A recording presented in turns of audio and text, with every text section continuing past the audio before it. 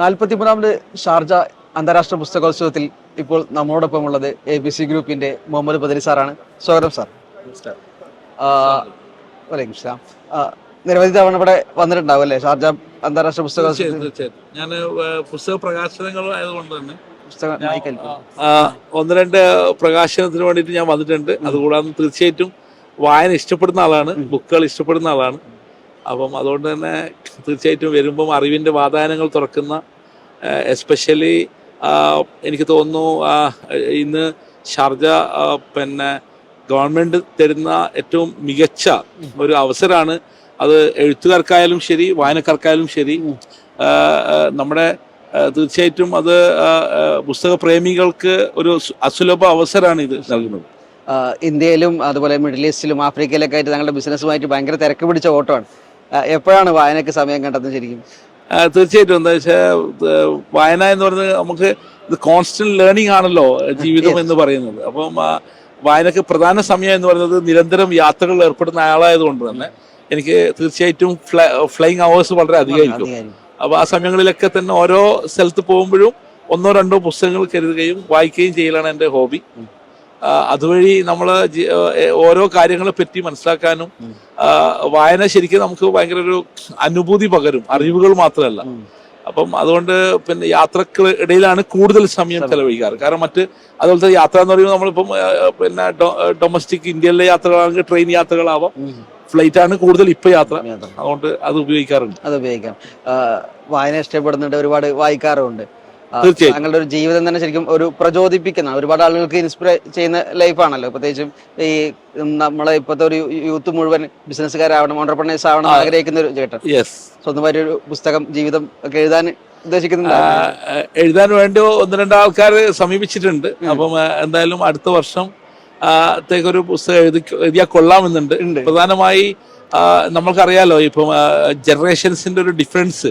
ജെൻസിന്റെ ഒരു കാലഘട്ടമാണ്, alpha generation വരുന്നൊരു കാലഘട്ടമാണ്. അതുകൊണ്ട് തന്നെ നമ്മളൊക്കെ വന്ന കാലഘട്ടം എന്ന് പറയുന്നതിന്റെ ഒരുപാട് വ്യത്യാസങ്ങൾ ഇന്ന് ഹ്യൂമൻസും അതേപോലെ തന്നെ ടെക്നോളജി തമ്മിലുള്ള കോമ്പറ്റീഷനാണ് ഇപ്പൊ നടക്കുന്നത്. അപ്പൊ അതുകൊണ്ട് തന്നെ നമ്മുടെ ജീവിതാനുഭവങ്ങൾ, പ്രത്യേകിച്ച് നമ്മളൊക്കെ ഇനീഷ്യേറ്റ് ചെയ്ത് ജീവിത സന്ദർഭങ്ങൾ എന്ന് പറയുന്നത്, നമ്മൾക്ക് കോളേജിൽ പഠിക്കുന്ന സമയത്ത് നമുക്ക് മൊബൈൽ ഫോണുകളോ അല്ലെങ്കിൽ നമുക്ക് ലാപ്ടോപ്പുകളോ അല്ലെങ്കിൽ ഇന്റർനെറ്റിന്റെ ഇൻഫ്ലുവൻസോ ഒന്നും ഇല്ലാത്തൊരു കാലഘട്ടമാണ് ശരിക്കും. അത് പിന്നെ അതുകൊണ്ട് തന്നെ അതിനും നമ്മൾ എല്ലാത്തരം കാര്യങ്ങളും കണ്ട ഒരു കാലഘട്ടമാണ് നമുക്ക് കഴിഞ്ഞു പോയത്. കാരണം നമുക്ക് ഇന്റർനെറ്റ് ഇല്ലാത്ത കാലഘട്ടം ഉണ്ടായിരുന്നു, നമുക്ക് ടെലിവിഷൻ ഇല്ലാത്ത കാലഘട്ടം ഉണ്ടായിരുന്നു. അപ്പൊ നമ്മൾ ഏറ്റവും കൂടുതൽ ട്രാൻസ്മിഷൻ ഓഫ് ലൈഫ് കണ്ടിരിക്കുന്ന ഒരു ആൾക്കാരാണ് നമ്മൾ. അപ്പൊ ഈ കാലഘട്ടത്തിന്റെ എഴുത്തിനൊരു പ്രത്യേകത ഉണ്ടാവുന്നതാണ് എന്റെ വിശ്വാസം. ഓക്കെ, എന്തായാലും അടുത്ത ഷാർജ ഇന്റർനാഷണൽ ബുക്ക് ഫെസ്റ്റിവലിൽ സാറിന്റെ പുസ്തകം ഞങ്ങൾ റിലീസ് പ്രതീക്ഷിക്കുന്നുണ്ട്. I will try my level best to inspire. എന്താ വെച്ചാല് പ്രധാനമായിട്ട് പറഞ്ഞു കഴിഞ്ഞാല് നമ്മള് ഇന്നിപ്പോ എന്ന് വെച്ചാൽ ഈ ലീഡർഷിപ്പ് എന്ന് പറയുന്നത്, അല്ലെങ്കിൽ ഓണ്ടർപ്രീനർഷിപ്പ് എന്ന് പറയുന്നത്, അല്ലെങ്കിൽ റിസ്ക് ടേക്കിംഗ് എന്നൊക്കെ പറയുന്നത് എന്റെ ഭാഷയിൽ പറഞ്ഞാൽ വളരെയധികം വംശനാശം സംഭവിച്ചുകൊണ്ടിരിക്കുന്നുണ്ടോ എന്ന് ഞാൻ സംശയിക്കുന്നു. അപ്പൊ അതുകൊണ്ട് തന്നെ പുതിയ ലീഡേഴ്സിനെ വാർത്തെടുക്കാൻ എസ്പെഷ്യലി നമ്മൾ മലബാറികള് അല്ലെങ്കിൽ മലയാളികൾ ശ്രദ്ധിക്കേണ്ടതുണ്ട്. അത് മോറൽ സപ്പോർട്ട് മാതാപിതാക്കളുടെ അടുത്തു നിന്ന് തന്നെ, പാരന്റ്സിന്റെ അടുത്ത് തന്നെ ഇനീഷ്യൽ സ്റ്റേജിൽ തന്നെ നൽകേണ്ട ഒരു കാലഘട്ടമാണ് എസ്പെഷ്യലി ഫോർ ഓണ്ടർപ്രീനേഴ്സ് എന്നാണ് എനിക്ക് മനസ്സിലാകുന്നത്. നമ്മൾ മറ്റുള്ള ഏതൊരു പ്രൊഫഷനേക്കാളും, പ്രൊഫഷനെ പോലെയോ അല്ലെങ്കിൽ പ്രൊഫഷനേക്കാൾ ഉപരിയോ ആയ ഒരു മേഖലയാണ് ഓണ്ടർപ്രീനർഷിപ്പ് എന്ന് പറയുന്നത്. അതുകൊണ്ട് ഓണ്ടർപ്രീനേഴ്സിനെ സൃഷ്ടിക്കേണ്ട ഇടങ്ങള് വീടുകളായി മാറേണ്ടതുണ്ട്. അത് റിസ്ക് എടുക്കുന്നവരെ പ്രോത്സാഹിപ്പിക്കേണ്ടതുണ്ട്.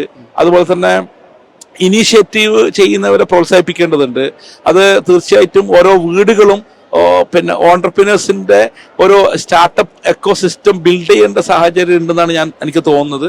അതുകൊണ്ട് തീർച്ചയായിട്ടും ഞാൻ സ്വയം ഒരു ഓണ്ടർപ്രീനർ എന്നത് മാത്രമല്ല, അത് പ്രോത്സാഹിപ്പിക്കുകയും അതിനെ കൂടുതൽ പ്രചോദിപ്പിക്കുകയും ചെയ്യാൻ പരിശ്രമിക്കുന്ന ഒരാളാണ്.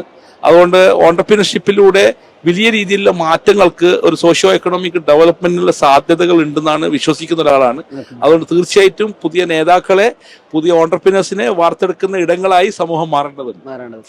ജീവിതത്തിൽ പലപ്പോഴും ഈ ബിസിനസ് ഒക്കെ ആയതുകൊണ്ട് തന്നെ പല സന്ദർഭങ്ങളും ഉണ്ടായിട്ടുണ്ട്, നല്ല ഇറക്കമൊക്കെ ഉണ്ടായിട്ടുണ്ട്. ഇത്ര ഏതെങ്കിലും ഘട്ടങ്ങളിൽ ഏതെങ്കിലും ഒരു പുസ്തകത്തിൽ വായിച്ചെന്നുള്ള ഒരു കണ്ടന്റ് ഇൻസ്പയർ ആയിട്ടുണ്ടോ?